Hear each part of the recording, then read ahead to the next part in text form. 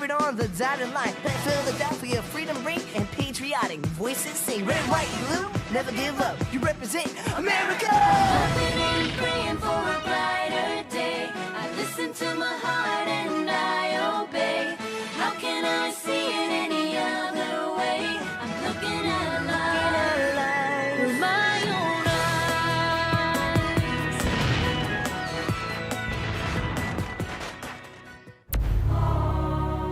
Here are some exciting scenes from today's episode of Liberty's Kids. Tories! They're going through the mail. Then we must fix the mail system. If we can't trust the post, how are we to freely express ourselves? This load of mail contains several important dispatches to General Washington. They must not fall into British hands.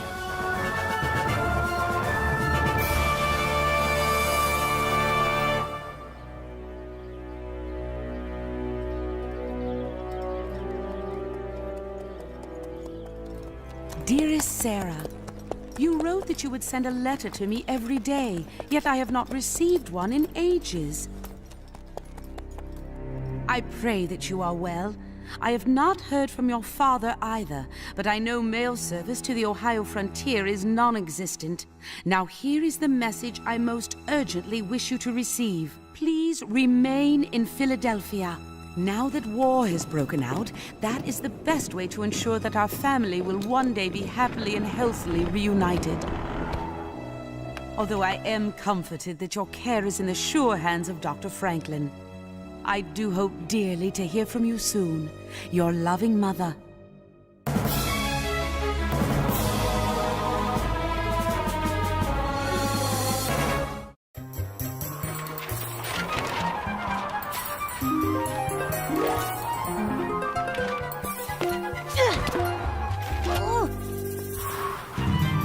Come back here! Trust me, you can't get away!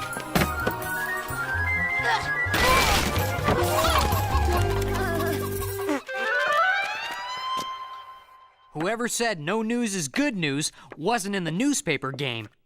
There must be something you could write about. Maybe, but we haven't heard from any of our correspondents in 2 weeks. Look what I found in the street! Litter? A letter! The postman must have dropped it. Let me see. You shouldn't read somebody else's mail. We have to deliver it to the rightful owner. But we are the rightful owner. It's addressed to the Pennsylvania Gazette. It's news, right? Am I right? Oh boy, ask and ye shall receive. A report about British troop movements. The Redcoats are moving south from Boston. Are you sure? Who sent it? The Fox. That's a strange name. Could be a spy. Or it could be code. Who cares? We finally have a story, and I got it for us. Maybe Henri's right. At least it's something. Come on, Moses. Let's dust off the printing press.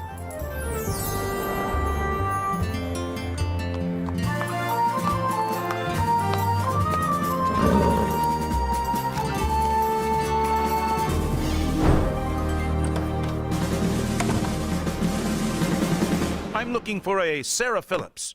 We've got a Sarah Phillips. Is she here? I'm carrying a letter for her. Henri, go get Sarah. Who do you think I am? Your assistant? Yes. I'll get Sarah. You're a captain? Captain Hodges, at your service. And you're carrying the mail? I'm on my way to rejoin General Washington's troops in Boston. I was entrusted with this letter during my trip to Fort Pittsburgh. I bet that's from Sarah's father. We have news, Captain. Big news. British troops are moving south from Boston. That can't be true. It's true. It's right here in this letter. Do you know this Fox person? No, but it's addressed to us. We're putting out a special edition of the Gazette to spread the word. I wouldn't do that. Do you see this letter mark? Looks like an F. It is an F. I don't understand. What does it mean? It's code. There's a secret message hidden somewhere inside. I don't see any secret message. You can't see it. The real message is between the lines, written in invisible ink. Invisible ink? Both sides are using invisible ink. In case a letter is lost or captured, the Redcoats would like nothing more than for you to print this in your paper. Why? They want us to think they're moving south, so we'll be unprepared when they spring their real plan. We almost fell for their trap. You must be very careful about the mail. It can't be trusted. The British control it. How does this invisible ink work? I mean, what good is a secret message if nobody can see it? There's a special treatment. We'll need a man of science to help us. I know just the man. The letter F means fire. If it was marked with an A, I'd have to treat the letter with acid to make the invisible ink visible. Gather round. The invisible ink is a mixture of ferrous sulfate and water. The heat from the candle oxidizes the mixture and makes it possible to read what is written. That's fantastic! Very clever. What does the secret message say? Exactly opposite of what they wanted you to know. The British are not leaving Boston. It will be up to General Washington to force them out. There you are. Somebody wanted to see me? Sarah Phillips? Yes. I've carried this a long way. It's from my father. He's on the Ohio frontier. Oh, thank you. Of course. And now I must be on my way. Be careful. All of you. It's only the second letter I've gotten from him since I've been here. What does he say? When is he coming back? Is he all right? He doesn't say. And this letter is 2 months old, and I can't write him back to ask. There's no mail service to the frontier. And I can't even tell Mother I've heard from Father, because she isn't getting the letters I send her. She's not. You write to her every day. But they're not getting through. Captain Hodges said the British control the mail. I'm going to investigate. And I'm going to assistant investigate.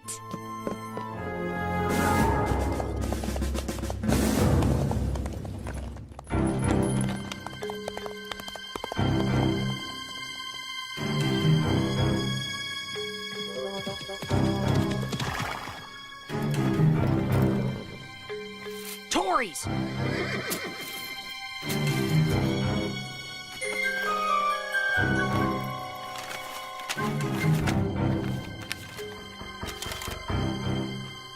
They're going through the mail. It's an offense, an outrage.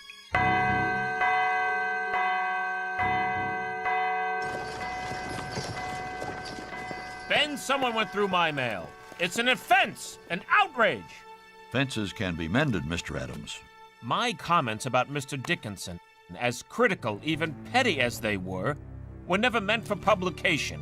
Whoever stole my letter printed it to humiliate me and drive a wedge between Massachusetts and Pennsylvania. Here comes Mr. Dickinson now. Perhaps you can make peace with him. Mr. Dickinson, may I have a word with you, please? He's as stubborn as I am. Can you blame him, John? You called him a piddling genius. Yes, in a private letter. Ben, we must fix the mail system. If we can't trust the post, how are we to freely express ourselves? The publication of my letter hurt our cause. It aired a division in our ranks, just when it's most important for us to show unity of purpose.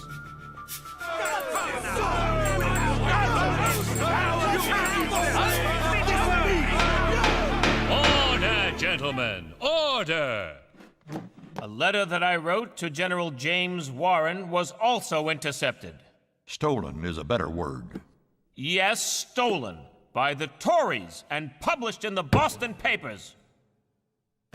A personal letter, mind you, full of blasphemous opinions and conspiratorial outbursts. You must learn to control your temper. I admit I have a defective character. However, Dr. Franklin, you designed the Colonial Postal Service at the request of the Crown. And now a man can't write a word without risking it appearing in print.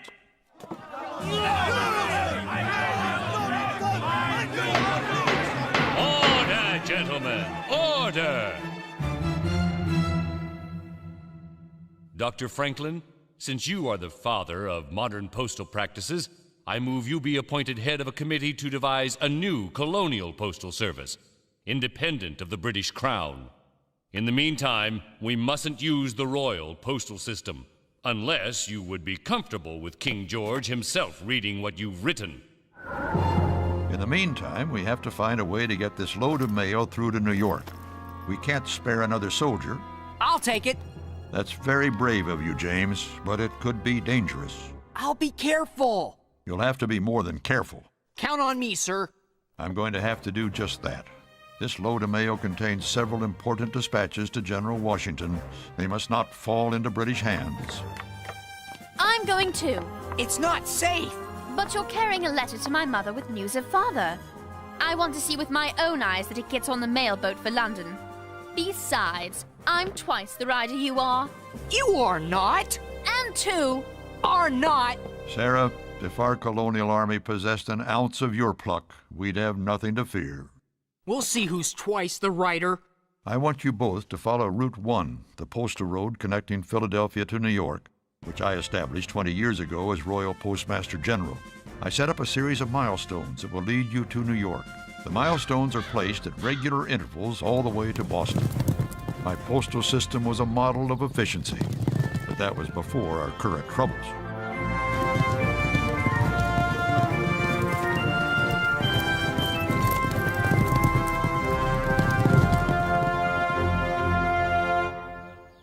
Shouldn't we have passed another milestone by now? Or two?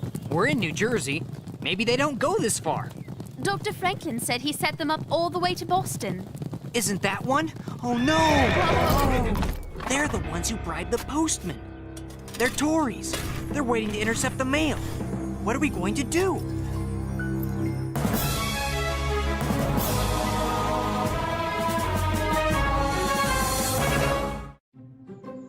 Maybe we should turn around and go back. Then the mail won't get through. General Washington won't get his dispatches. Maybe they'll let us through. But there's a British soldier with them. British soldiers are not monsters, you know. That's because you're British. May I remind you you're also British? Okay, have it your way. Why don't you go ahead? I have to water my horse. I'll meet you at the blockade. Hurry.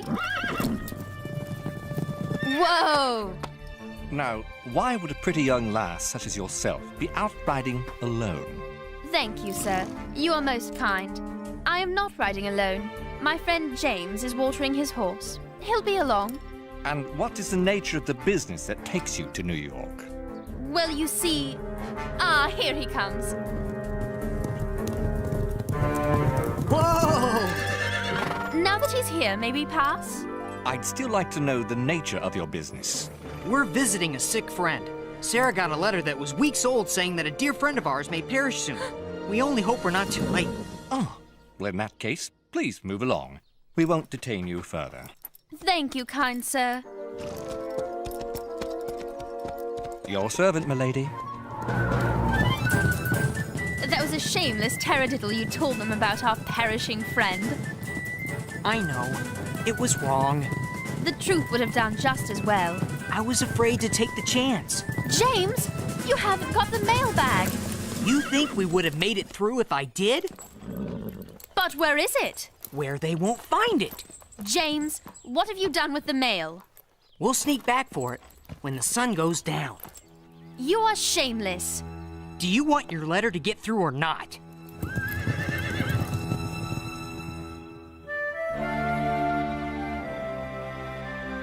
I want you to know that I disapprove of your deception with all my heart. What if we get caught? Now that we've lied, the consequences will be harsher, I'm sure. But you saw when we rode back through. They're gone now. Did you hear something? Sarah, quit worrying. We're almost there. Something you forgot to tell us? Run, Sarah!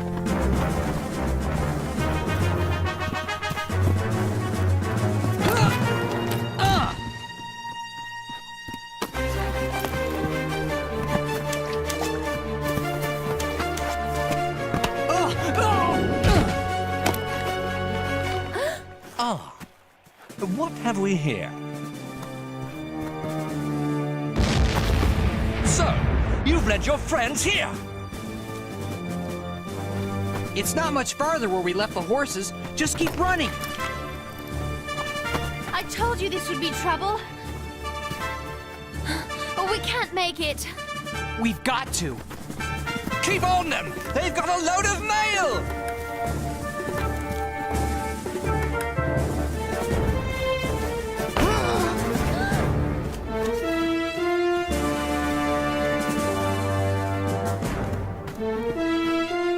coming with us. By what right are you detaining us? Like she said, by what right? By what right are you carrying the mail? You don't look like Royal Postal employees. I'm sure you stole the mail from those men. I don't care if you did, so you might as well admit it. They probably stole it themselves.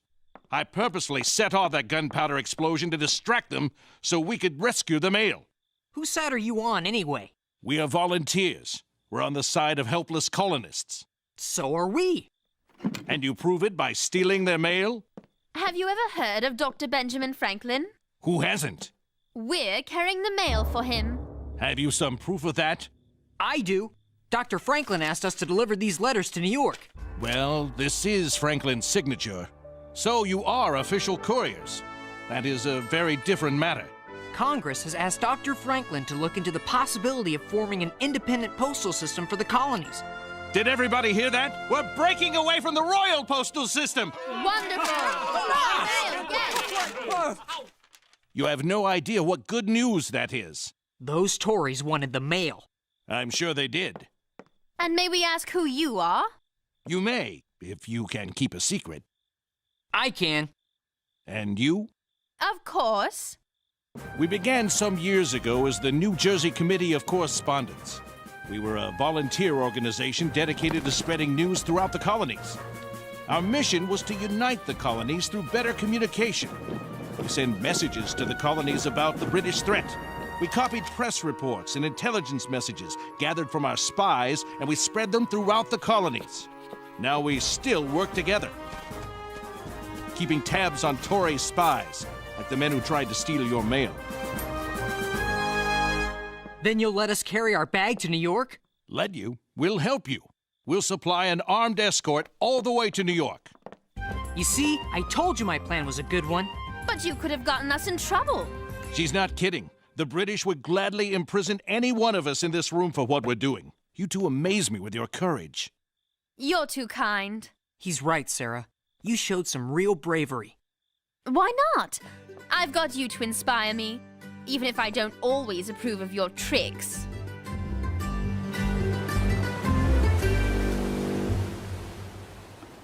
All the Committee of Correspondence wants to do is spread the truth. The truth is important. It's everything. But if the truth they are spreading leads to treason and actions against the crown... It's still truth, and they should be allowed to spread it. Well, I don't approve of the way you lied. We wouldn't have gotten this far. I believe in truth, not lies. Look, we're almost to New York because of my lie. We were almost stopped because of your lie. We're almost to New York because of the New Jersey Committee of Correspondence. So you do approve of what they're doing? I suppose I do, in spite of myself. We'll make a patriot out of you yet. I already am a patriot. At least in New York, we'll be back among subjects still loyal to the king. They're not all loyalists. We've brought the mail all the way from Philadelphia! This entire mailbag has been unseen by British eyes. Why are we stopping off in this tavern to brag about our exploits? This is the end of the line, Sarah. The mail is distributed here. The volunteer mail carriers divide up the letters at the bar according to destination points and fan out to the different parts of town to deliver them. What about my letter to my mother? It's going to London, not a part of New York. One of the volunteers takes the overseas letters to the harbor and puts them on the first ship headed across the Atlantic. So we've done it?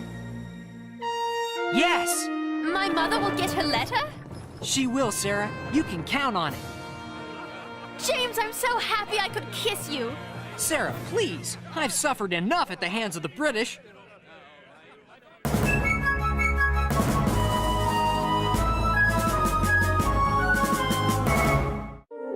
Dr. Franklin, your report is most complete. I suggest that we waste no time in naming a Postmaster General. Because of his expertise, experience, and genius, and as a slap in the face to the British Crown which saw fit to remove him from his post, I put into nomination the name of Dr. Benjamin Franklin for the office of Colonial Postmaster General. All in favor? Aye! All opposed? It's unanimous. May I present to you the first man in history to hold the title independently of any king or royal principality, Postmaster General Franklin. Thank you, fellow conspirators. I accept this honor if for no other reason than to make the king's blood boil. Dr. Franklin, what will be your first official act? To establish a line of posts from Falmouth in New England to Savannah in Georgia, and to employ a fleet of trustworthy, incorruptible men. And neither rain, sleet, snow, nor dark of night will keep them from their appointed rounds.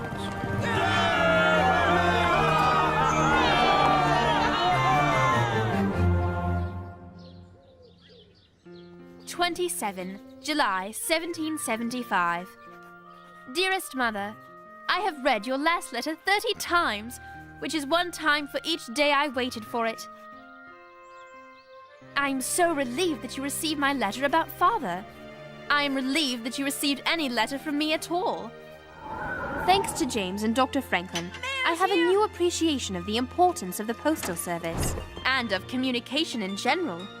How can the colonists hope to survive these difficult times without communication? Even if I don't agree with all of their stated aims, I do so admire the work that Dr. Franklin has done and continues to do in an effort to make this gigantic world a little smaller, so that, even if we are separated by geography, we may all be united in understanding. Franklin, named Postmaster General of new independent colonial postal service.